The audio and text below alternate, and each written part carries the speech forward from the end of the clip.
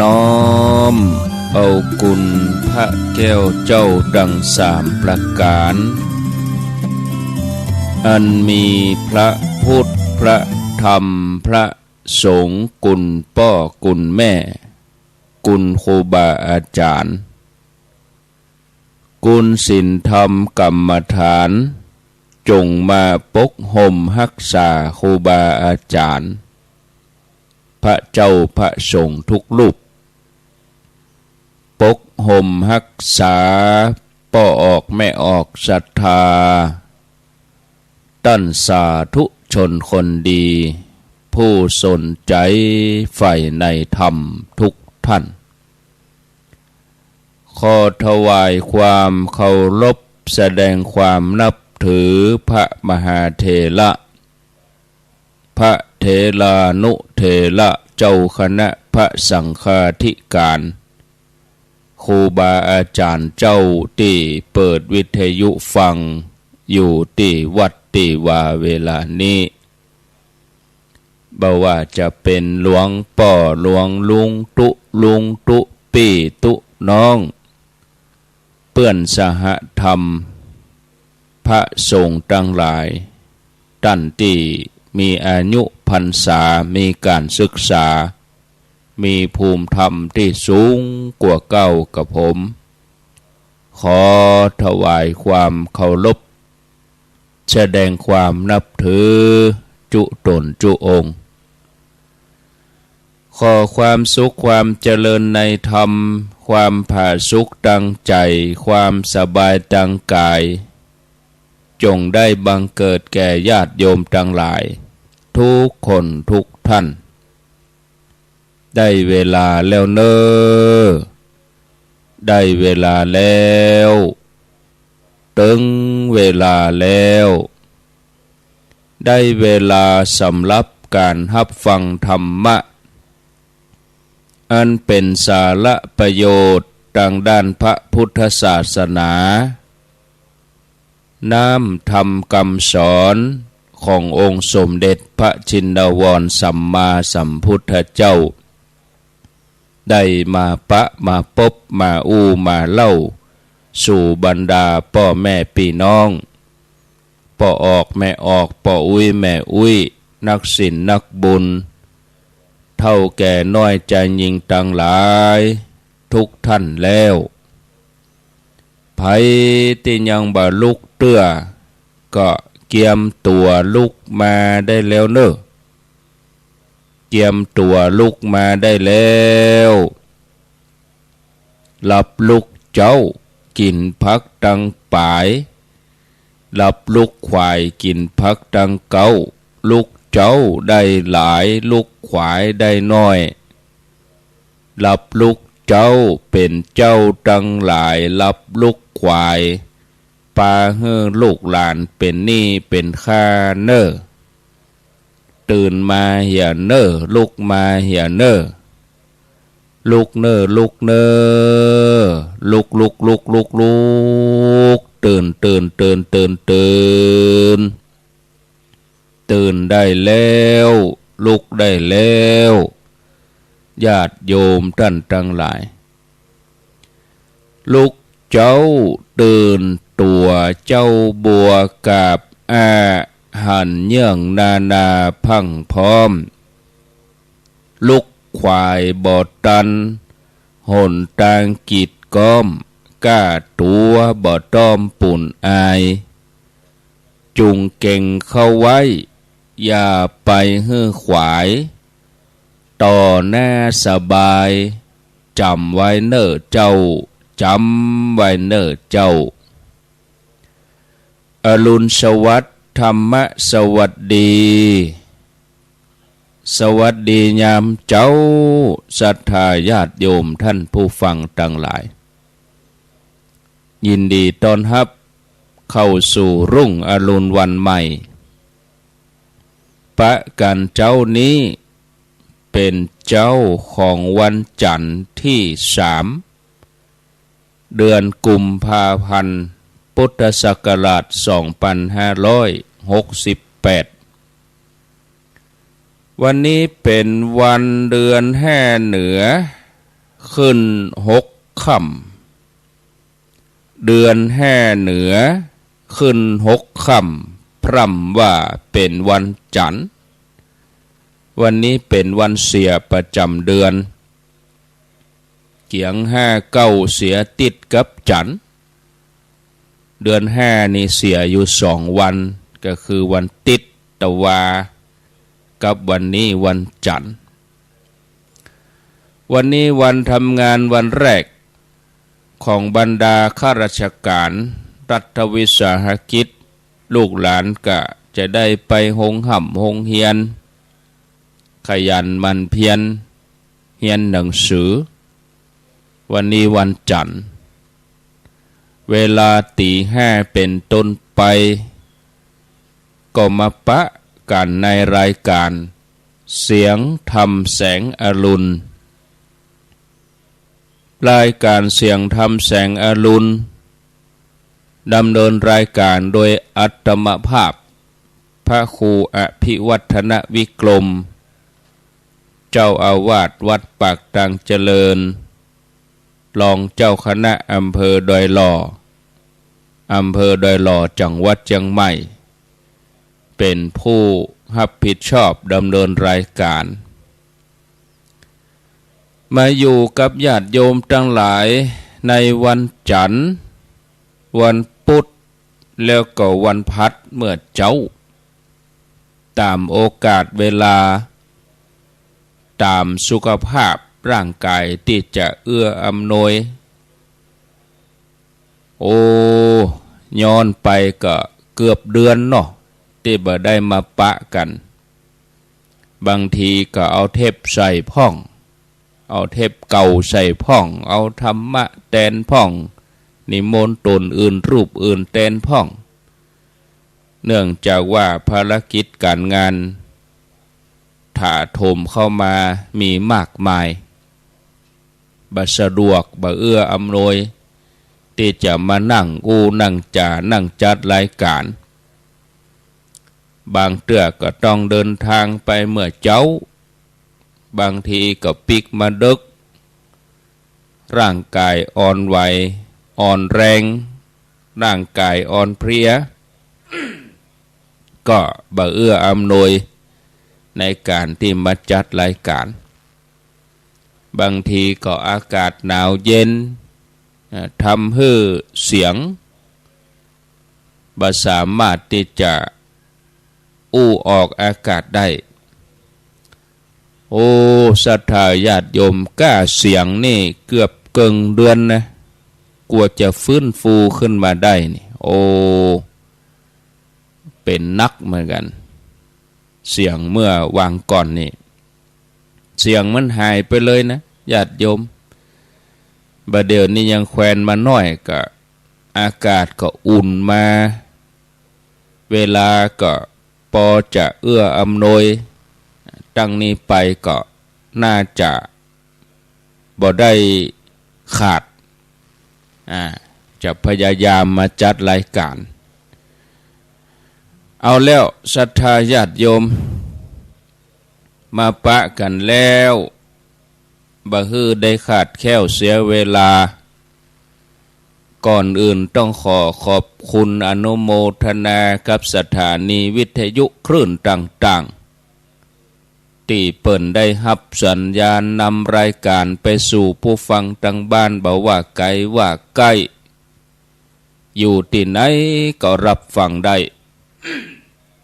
ญาติโยมบางท่านก็ฟังสถานีวิทยุบ่ชัดเจนก็เข้ามาฟังทางระบบ Facebook อันนี้เสียงเริ่มเอาละถ้าจัดต่อเนื่องอย่างท่านสมชาติก่อนหน้าแต่กี้นี่คงแต่จะบ่ได้หมอกชั่วโมงนี่ยังลู่จะไปละเสียงนะถ้าเมาต่อเนื่อง2 ชั่วโมงนี่คงจะบ่ไหวเนาะกะหมอกชั่วโมงเดียวยังหมอกนะศรัทธาญาติโยมก็ตั้งแต่ปี68มานี่ก็หลายสถานีอาจจะเงียบจะดับไปเนื่องจากว่า บ่ได้เข้าเงื่อนไขของการเผยแพร่ติดตางหน่วยงานเปิ่นตั้งเกณฑ์ไว้ หน่วยงานที่เปิ่นตั้งเกณฑ์ไว้นั่นก็คือที่เปิ่นรับผิดชอบเกี่ยวกับการกระจายเสียงหรือว่ากสทช.บางสถานีก็ปิดไปโดยปริยายตั้งแต่ปลายปี67ปี68เข้ามาก็คนเฒ่าคนแก่บางคนบางท่านก็อาจจะบ่ได้ยินบางสถานีเปิ้นก็ยังคงเปิดออกอากาศตามปกติก็ได้ยินอยู่ก็น่าหันใจมันเป็นเรื่องสุดวิสัยก็บ่จังจะแยกจะได้เนาะหมู่เฮาที่เฮาได้ยินอยู่ก็ดีใจแทนตัวโดยเฉพาะสถานีวิทยุ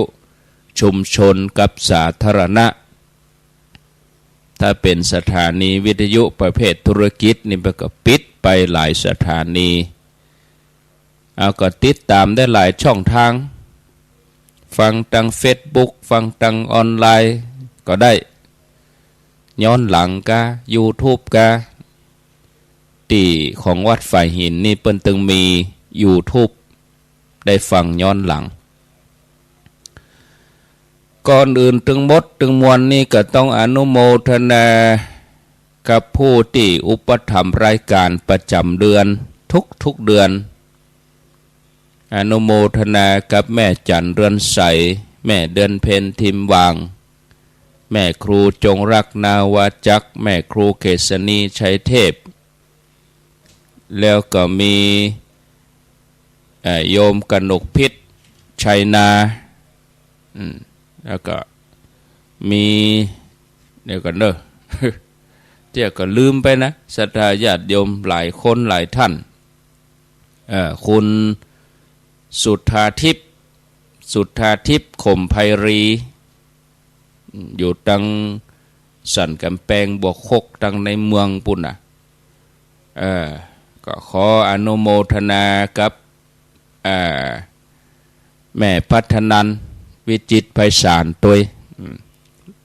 ท่านที่กล่าวที่เอ่ยมานี่เปิ้นตั้งเจตนาได้อุปถัมภ์รายการเป็นประจำกูเดือนแม่สรินทิพย์บุญเลิศตัวเนาะเดี๋ยวก็ลืมถ้าว่าลืมก็ต้องขออภัยมันไม่ได้เขียนไว้ ต้องเขียนชื่อเปิ้นไว้เป็นเดือนก็เนี่ยประมาณ 6-7 ท่านที่เปิ้นอุปถัมภ์ประจำเดือนก็ขออนุโมทนาในกุศลเจตนาก็มาอ่านกับเมียเฮาก็บ่ได้ยินกันนะอินเทอร์เน็ตเนาะต้องจ่ายเป็นเดือนจ่าย2 ครั้งทุกวันที่4กับวันที่12ของเดือนเนี่ยท่านผู้ก็ได้จ่ายอินเทอร์เน็ตแล้วก็วันที่12แถมเอาปอนก่อนแล้วก็มีรายชื่อแถมนักอยู่ได้รายการก็มามาอ่านให้เปิ้นฟังที่เปิ้นหอมมาแต่ละงานไปงานเปิ้นก็หอมบ่ได้อ่านจะเตื้อตัดที่เฮาอ่านเปิ้นก็บ่ได้ฟังตัดที่เปิ้นตั้งใจฟังเฮาก็บ่ได้อ่านอีกนะสัพพิติโยวิวัชชันตุสัพพะโลโกวินัสสันตุมาเตภวัตวันตรายโยสุขีทีคายุโกภวะอภิวาทานะสีลิสะนิจจังวุธาปจายิโนจัตตาโลธัมมาวะทันติอายุวันโนสุขังปะลังเอาแล้วสบายอกสบายใจม่วนอกม่วนใจโล่งอกโล่งใจดีแล้วก็มาฟังธรรมะกันญาติโยมท่านทั้งหลายสรรพสัตว์ทั้งหลายเป็นร้อยล้านชีวิต บ่มีภัยที่จะประทับรอยเท้าไว้บนผืนทรายได้จีรังยั่งยืนเพราะว่าบ่เมินบ่นานรอยเท้านั้นก็โดนคลื่นปัดจางหายญาติโยมสังเกตพอหาดทรายเวลาเราไปแอวทะเลเนี่ยเขาจะขีดจะเขียนวาดรูปอันใดก็เดียวน้ำทะเลมันมาปัดคลื่นมันซัดเข้าไปหอยที่เขาขีดรูปที่เขาขีดเขียนบนผืนทรายมันก็หายไปรอยเท้าของสัตว์ทั้งหลายรวมจนถึงมนุษย์ที่เหยียบย่ำลงผืนทรายบทใจทะเลถ้าเป็นทรายที่เขาเอามากองเมินไปลมปัดก็ดีเนาะทรายมันยุบไปมันก็หายเหมือนชีวิตที่เกิดขึ้นมาแล้วมันบ่มีความยั่งยืนทุกสิ่งอย่างเนี่ยหาความยั่งยืนบ่ได้การเวลามันผ่านไปเอาเผลอกำเดียวบ่ได้เนี่ยเข้าสู่เดือนที่2ของปี68เผลอกำเดียวบ่ได้หมดไปเดือนมกราคมหมดไปแล้ว1 เดือนชีวิตเฮาก็เหมือนเดียวกันหาความยั่งยืนบ่ได้บ่เมินบ่นานก็โดนคลื่นแห่งการเวลาปัดปาไปสู่ความเสื่อมสลายก็เหลือไว้แต่คุณงามความดีให้กับอนุชนคนรุ่นหลังได้ศึกษาได้เอาเป็นแบบอย่างในโลกนี้มีมนุษย์ส่วนน้อยที่บ่ประมาทส่วนใหญ่ที่ประมาทอยู่ยังบ่เห่งขวัญขวายสร้างความดีกับปล่อยชีวิตให้ผ่านไปอย่างบ่มีกล้าแสวงหาแต่สิ่งไร้สาระในที่สุดก็ต้องตกเป็นทาสของกิเลสตัณหาบ่อาจจะปาตัวเองพ้นจากความทุกข์ทรมานนั่นได้ความเมตตาปรารถนาดีต่อกันด้วยความจริงใจเป็นสิ่งเดียวที่ทำให้มนุษย์สรรพสัตว์ทั้งหลายอยู่ร่วมกันอย่างมีความสุขคำสอนทางด้านพระพุทธศาสนาอันมีองค์พระสัมมาสัมพุทธเจ้าเป็นพระศาสดาเปิ้นได้สอนพุทธบริษัทให้เป็นผู้ที่มีจิตประกอบด้วยเมตตาคือมีความเมตตาต่อกันบ่ฮือเบียดเบียนกันนอกจากบ่เบียดเบียนกันแล้วก็ฮือประกอบด้วยกรุณาเมตตากันบ่เบียดเบียนกันก็จะต้องมาเมตตากรุณาก็จะต้องมาช่วยเหลือเกื้อกูลกันฮือพ้นทุกข์ปะความสุขยิ่งขึ้นไปคนที่เจริญเมตตาอยู่เป็นประจำจะทำให้ผู้นั้นเป็นคนที่มีอารมณ์เยือกเย็นไผเข้าใกล้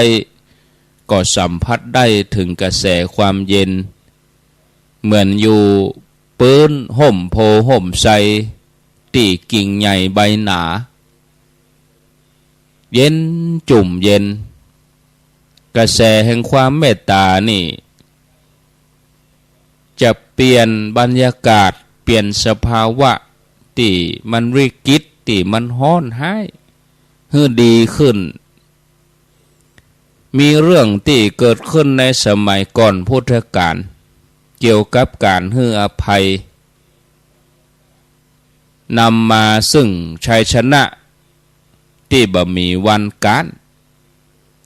คือการได้ตรัสรู้ธรรมเป็นพระปัจเจกพุทธเจ้าเรื่องก็มีอยู่ว่าพระปัจเจกพุทธเจ้าองค์หนึ่งพบชาติสุดท้าย ได้เกิดเป็นพญาเจ้าเมืองชื่อพรหมทัตเปิ้นได้ทำกสิณบริกรรมเจริญเมตตาพรหมวิหารธรรมเป็นประจำพระองค์ก็สอนตัวเองว่าความสุขจากสมาบัติมากกว่าความสุขจากราชสมบัติเปิ้นก็เสด็จขึ้นปราสาทชั้น7รับสั่งให้อำมาตย์บริหารราชการแผ่นดินแทนพระองค์เมื่อเวลาผ่านไปหลายเดือนมเหสีซึ่งเป็นสาวรุ่นเป็นแม่หญิงรุ่นสาวมเหสีนี่ก็ยังมีความยินดีพอใจในกามคุณก็ประพฤตินอกลู่นอกทางเมื่อข้าราชการชั้นผู้ใหญ่รับทราบก็ทูลพญาเจ้าเมืองให้สำเร็จโทษแต่พญาเจ้าเมืองประกอบด้วยความกรุณาตรัสว่าถ้าหากว่าเขาฆ่าหรือทรมานเขาก็จะเป็นการทำปาณาติบาตหากแม้นยึดทรัพย์ก็จะเป็นอตินนาทานก็เลยทรงลงโทษสถานเบาด้วยการเนรเทศให้ไปอยู่เมืองอื่นเนื่องจากอามาตย์ที่นอกลู่นอกทางกับมเหสีเป็นคนมีใจบาปอกตัญญูมีความอาฆาตแค้นต่อพญาเจ้าเมืองทั้งที่ตัวเองเนี่ยเป็นผู้ที่ทำความผิดเมื่อลบหนีไปอยู่เมืองอื่นก็ไปยุแย่ยุยงพญาเจ้าเมืองอื่นมาฮบกับพญาเจ้าเมืองตัวเองมาสู้กับพระเจ้าพรหมทัตเพราะตัวเองรู้เรื่องภายในครั้งแรก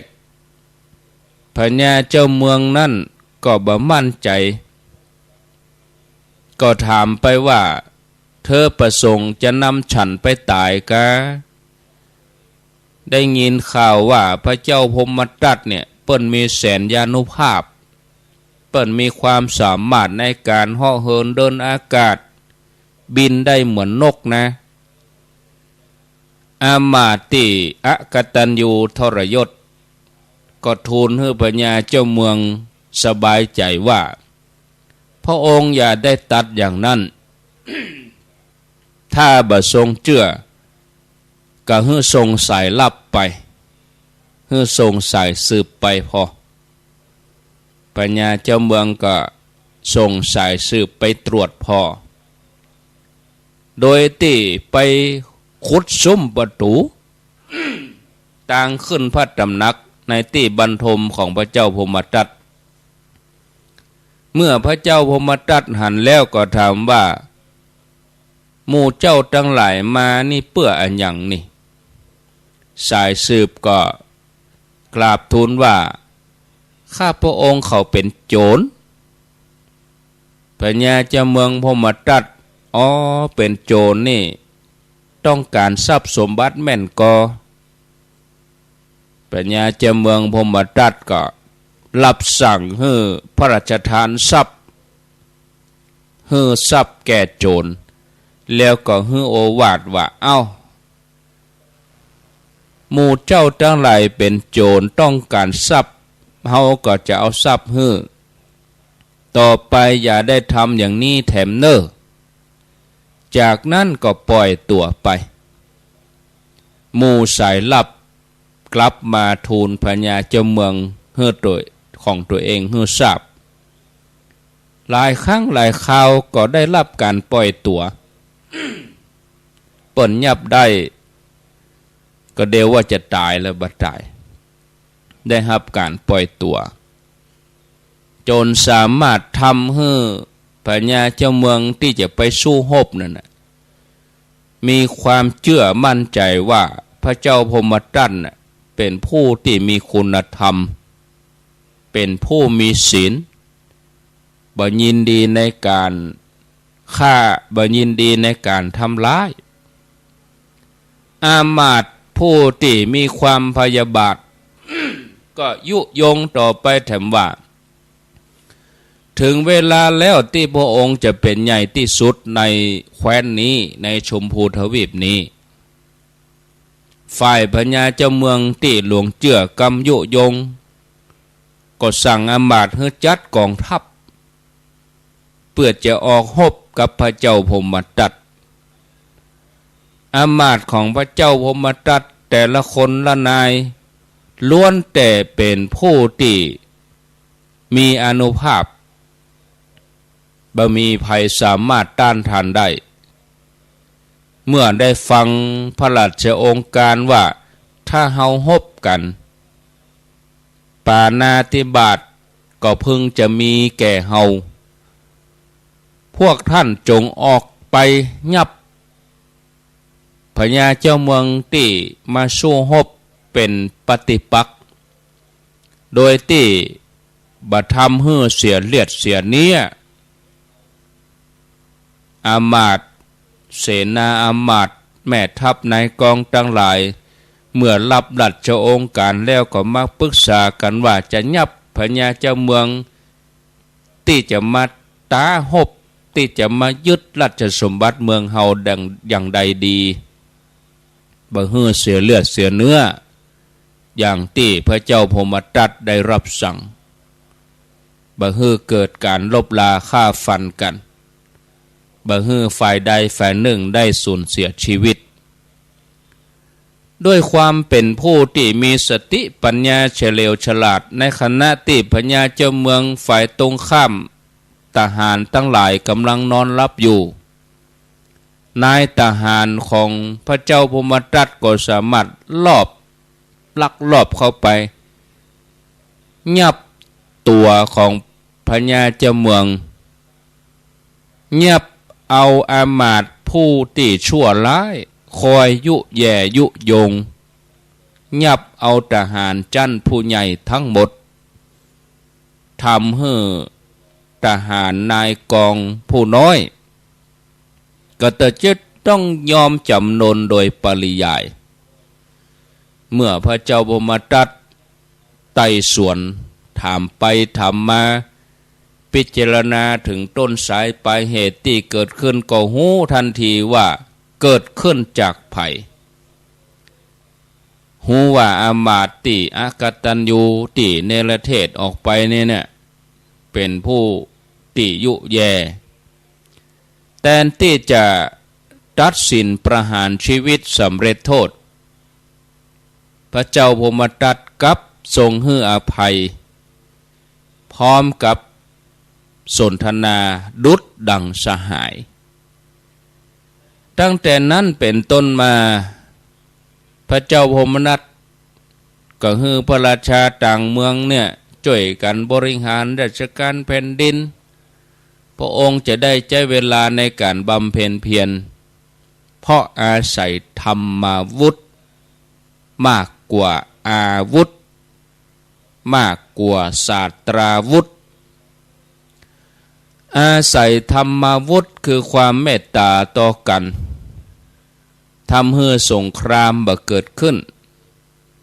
พญาเจ้าเมืองถึงสองพระองค์เป็นผู้นำประเทศก็เลยมีความเคารพนับถือกันด้วยความบริสุทธิ์ใจส่งผลลงมาถึงเหล่าอามาตย์ข้าราชบริพารพระสงฆ์นิกรถึงสองเมืองต่างก็มีมิตรไมตรีที่ดีต่อกันไปมาหาสู่กันอย่างไร้พรมแดนวันหนึ่งพระเจ้าพรหมทัตทรงประทับนั่งบนคอช้างเพื่อจะตรวจเยี่ยมพระสงฆ์นิกรหันใส่ประชาชนถึงสองฝ่ายต่างชื่นชมยินดีทรงดำริว่ายศโลหิตแม้เพียงแมลงวันตัวน้อยๆจะดื่มได้ก็บ่ได้บังเกิดในหมู่ชนการตวยรักษาจิตของเฮาเพียงคนเดียวดีแต่หนอขอให้สัตว์ทั้งหลายทั้งปวงจงมีความสุขอย่ามีเวรมีภัยอย่าเบียดเบียนกันแล้วก็ทรงทำเมตตาฌานให้เกิดขึ้น ทรงพิจารณาสังขารทั้งหลายในที่สุดก็แจ้งในธรรมปัจเจกโพธิญาณได้บรรลุธรรมตรงนั้นเมื่ออามาตย์กราบทูลให้เสด็จกลับพระเจ้าพมตรัสก็ตรัสว่าท่านทั้งหลายเฮาบ่ใจพญาเจ้าเมืองของท่านแล้วเฮาได้หู้ธรรมสำเร็จธรรมบังเกิดเป็นปัจเจกพุทธเจ้าแล้วก็ทรงเอาพระหัตถ์เบื้องขวาลูบพระเศียรทันใดนั้นเพศคฤหัสถ์ก็หายไปกลับกลายเป็นเพศบรรพชิตเกิดขึ้นมาทรงเหาะขึ้นไปบนท้องฟ้าประทับนั่งบนดอกปทุมให้โอวาทแก่คนทั้งหลายว่าอย่าได้เป็นผู้ยินดีในการเบียดเบียนกันเลยให้มีความปรารถนาดีต่อกันแล้วพวกท่านจะได้บรรลุถึงสุขอันไพบูรย์จากนั้นก็เข้าสู่ภูเขาคันธมาศศรัทธาญาติโยมทั้งหลายอันนี้คือตัวอย่างของผู้ที่หูที่หบกับสงครามภายในจนได้ชัยชนะที่บ่มีวันก้านได้ปะกับความสุขจะหันได้ว่ามนุษยชาติมีความฮักมีความปรารถนาดีต่อกันอย่างแท้จริงแล้วสงครามบอกว่าจะเป็นสงครามใหญ่สงครามน้อยมันจะบ่เกิดขึ้นโดยเฉพาะผู้นำประเทศถ้ามาปฏิบัติธรรมสันติสุขก็จะเกิดขึ้นแผ่ขยายไปทุกหนทุกแห่งความสงบร่มเย็นก็จะเกิดขึ้นในโลกที่โลกฮ้อนก็เพราะว่ามนุษย์คนเฮามันเบียดเบียนกันเนาะฉะนั้นเฮาทั้งหลายก็คนเนี่ยตั้งใจประพฤติปฏิบัติเจริญซึ่งทานศีลภาวนาปิกมาทำสงครามภายในใจตัวเองโดยการฮบกิเลสสู้กับกิเลสเมื่อชนะได้เฮาก็จะเป็นผู้ชนะที่ยิ่งใหญ่มันนั่งสมาธิมันเจริญภาวนาแผ่เมตตากระแสแห่งความเมตตาปรารถนาดีที่เกิดจากใจบริสุทธิ์เนี่ยมันจะจุ่มเย็นศรัทธาญาติโยมมีภาษิตบาลีรับรองไว้นัตถิสันติปรมังสุขังความสุขอื่น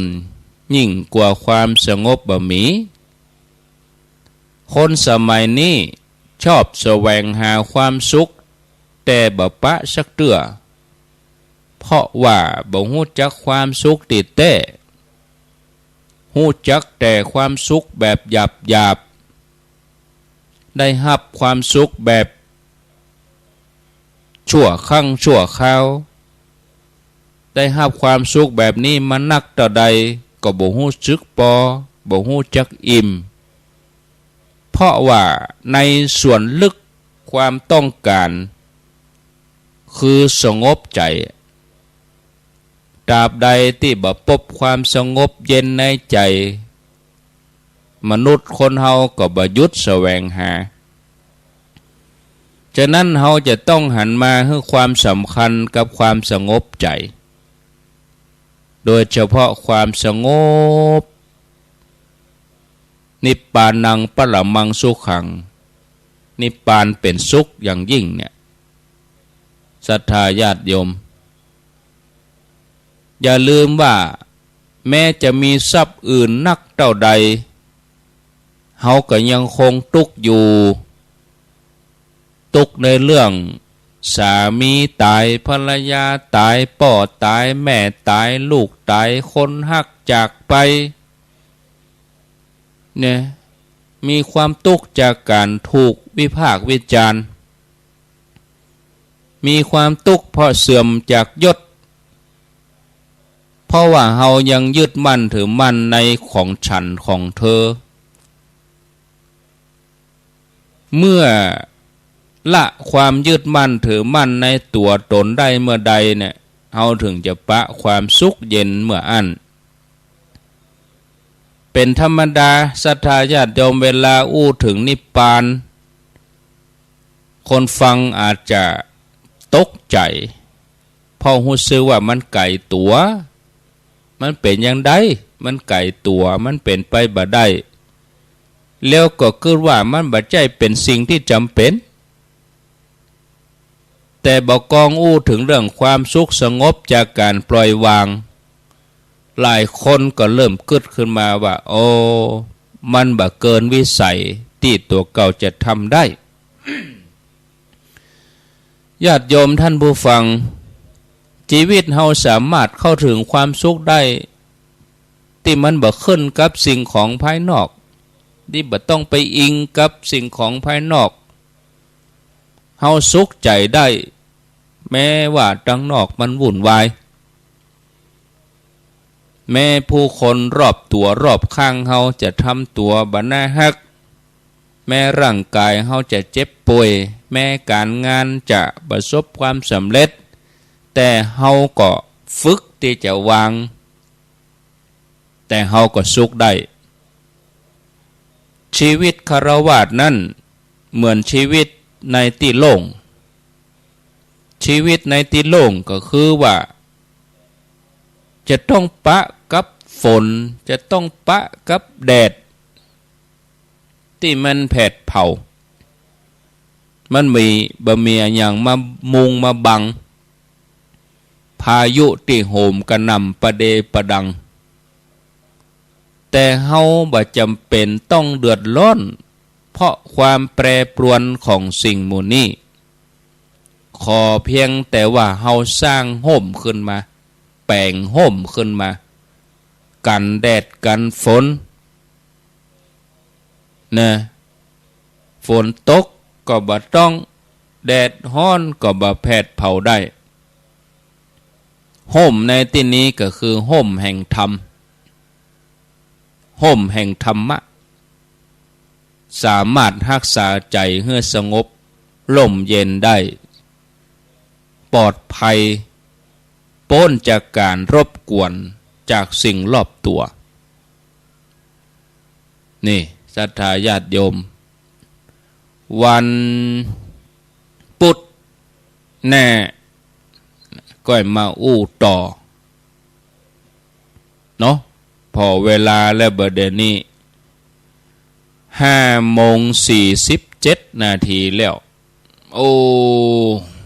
เวลามันโวยแตะโวยว่าเนาะเผลอกำเดียวบาดได้ข้างแถม13 นาทีก็จะหมดเวลาอ้าวมีอันลายชื่อนี่ตกค้างไว้นี่นักเหมือนกันเด้อถ้าบ่เสี่ยงก็เอาไปอ่านวันพุธอ่านแล้วก็คือแล้วไปเปิ้นฮอมเมินแล้วนั่นเนี่ยเอา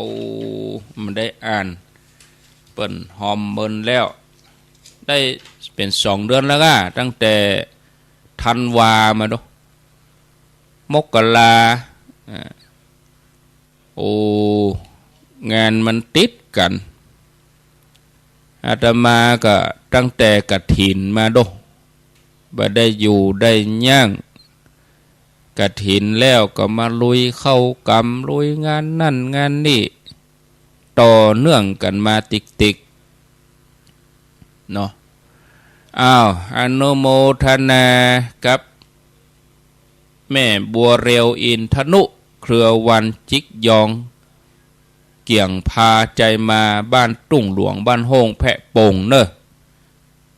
สุยศักดิ์อินทนุนัทมนธรรมยองนี่นะถ้าได้เปิ่มได้เขียนปอเสอิงแม่สาครพลกลางบ้านไหลแก้วป่ออุดมแม่เทียมวันพุทธวงศ์อันนี้แม่จันเรือนใสแม่เดินเพนทิมหวังโอ้ตั้งเพิ่นมาเลี้ยงเพนละโดเอา เอามาอ่านเห็นประเด็นนี้ปอดานแม่ศรีวันแสงคำบ้านต้นแก้วน้ำบ่อหลวงแม่ศรีบุตรศิริปาบ้านปัดตังเจริญแม่จันฟองศิริปาอนุโมทนา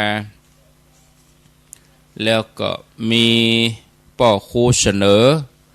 แม่โสภากองสิงห์บ้านบขุนหวาน200 บาทอันนี้ตั้งแต่ไปเตดสวนมนต์ข้ามปีละดูโอ้โห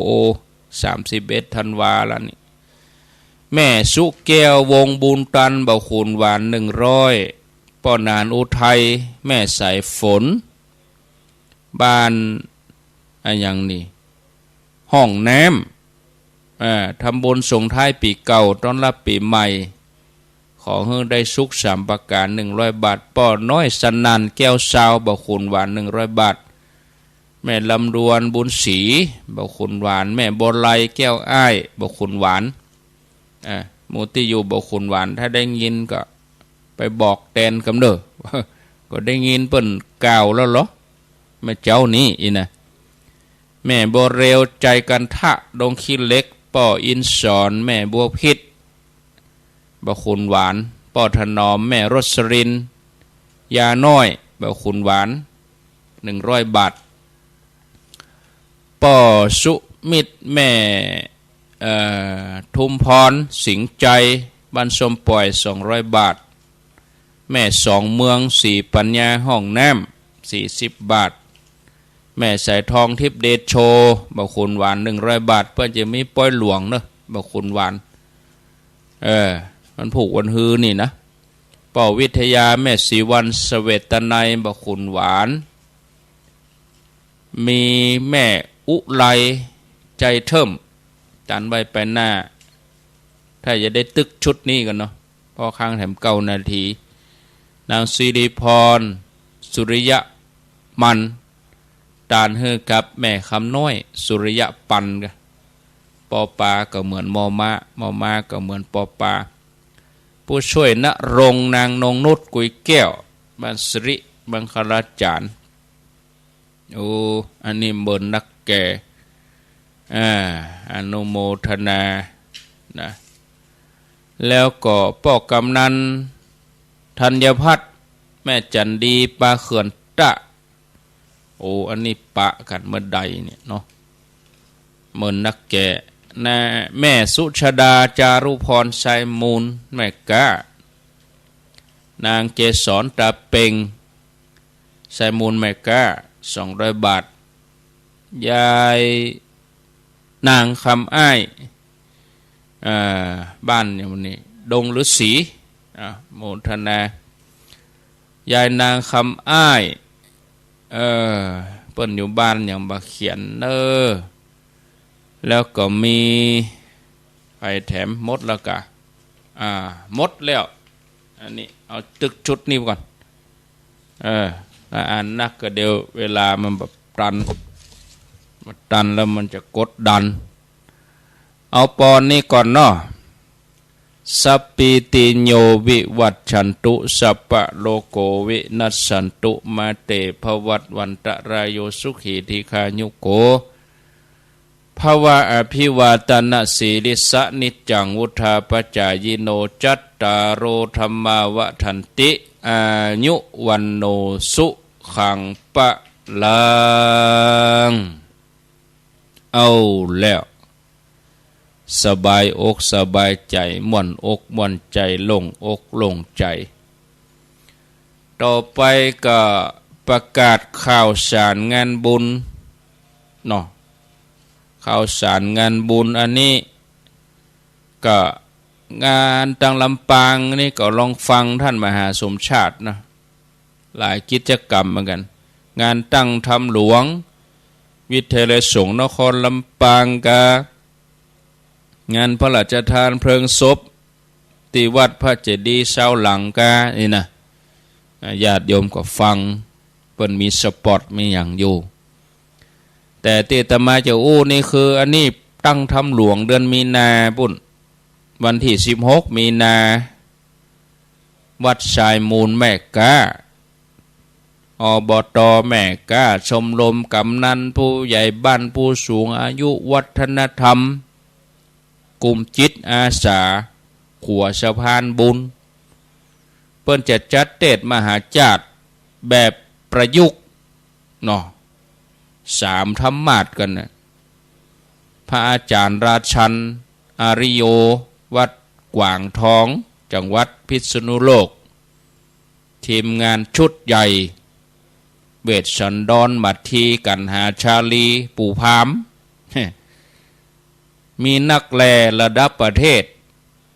ทศพลหิมปานกับลูกสาวน้องพักบุงเพื่อจะมาร่วมงานนี้ตัววันที่16 มีนาคมเนอะเวลา9 โมงเป็นต้นไปจนถึง5 โมงแลงก็รายละเอียดนั่นก็ติดตามท่านพระครูสังวรศิลาภิลักษ์เปิ้นจะจัดรายการต่อจากอาตมานี้อาตมาก็จะกล่าวจะเข้าวงกว้างๆไว้อย่างนี้วัตถุประสงค์เปิ้นก็เอาไว้สร้างหอระฆังวัดไซมูลแล้วก็เอาเป็นข้าวสารอาหารแห้งมอบกับผู้ด้อยโอกาสคนยากไร้ผู้ใครติดเตียงถึงเชียงใหม่ละปูนี่อันนี้จุดประสงค์ของเปิ้นนะก็ขอเจริญปอนเนอร์วันที่16 มีนาคมเดือนหน้านะที่วัดสายมูลอันนี้ก็เป็นงานใหญ่แถมงานหนึ่งเนาะเอาแล้วบ่แถมงานหนึ่งก็วันที่12นี่เป็นวันมาฆปูจาเนอะจะไปลืมเขาไปเมามาที่ปอยหลวงมีนักก็ไปงานปอยหลวงไปจิตเขาไปมุ่งดังนั้นไปไปลืมงานมาฆปูจาเนอะญาติโยมวันสำคัญทางด้านพระพุทธศาสนาอันที่จะไปลืมนะก็เชิญชวนญาติโยมไปทำบุญตักบาตรฟังเทศน์ฟังธรรมแล้วก็เชิญชวนศรัทธาเฮาทั้งหลายได้เวียนเทียนกันตั้งเวียงเป่าเป้าตั้งเจียงไฮ้ปุ่นก็เปิ้นจะมีงานเหมือนกันวันที่6 กุมภาวันมาฆบูชาเปิ้นจะแห่ผ้าผืนใหญ่แล้วก็งานกราบไหว้ยอสาองค์พระสัมมาสัมพุทธเจ้าโดยเจ้าพุทธเจียงไฮ้ในวันที่6 กุมภาพันธ์ 2568พุทธมณฑลสมโพธิ750 ปีเมืองเจียงไฮ้เนอะก็เชิญชวนศรัทธาญาติโยมท่านทั้งหลายวันที่6 กุมภาวันพัดวันผูกวันฮื้อนี่นะที่พุทธมณฑลจังหวัดเจียงไฮ้นะก็หลายๆงานเนาะแต่ละพื้นที่ก็มีกิจกรรมเนาะญาติโยมตั้งเจียงไฮ้ตั้งแม่สวยเนี่ยเวียงป่าเป้าเจียงใหม่จะไปห่วมก็ได้เนาะเอาความสะดวกก็ไปเอาตั้งปุ่นก่อนอาตมาก็ไปติดต่อกัน3 ปีแล้วหรออาตมานะไปเอวพอเปิ้นพอบ้านพอเมืองเปิ้นก็ม่วนดีเหรอนะอันนี้วันที่6เนอะเอาแล้วพอสมควรแก่เวลาขอลาศรัทธาไปก่อนวันผูกวันฮื้อก่อยมาปะกันแถมใหม่ถ้าเบื่อนายใกล้กันเตื้อก็ก่อยมาปะกันแถมใหม่เนาะศรัทธาญาติโยมท่านทั้งหลายสำหรับวันนี้ขอนำรายการจากลาศรัทธาญาติโยมท่านสาธุชนทุกคนทุกท่านไปก่อนขอความสุขความเจริญจงได้บังเกิดแก่พ่อแม่พี่น้องศรัทธาญาติโยมทั้งหลายขอความสุขความเจริญจงได้บังเกิดแก่สถานีวิทยุทุกคลื่นทุกที่ทุกแห่งที่เปิ้นได้มีน้ำใจรับสัญญาณเอารายการนี้ไปสู่ผู้ฟังทางบ้านปะกันแถมใหม่ในโอกาสหน้าขอฮือศรัทธาทั้งหลาย อยู่ดีมีสุขเหมือนกันกูคนกูตันเนออายุวันโนสุขังปลา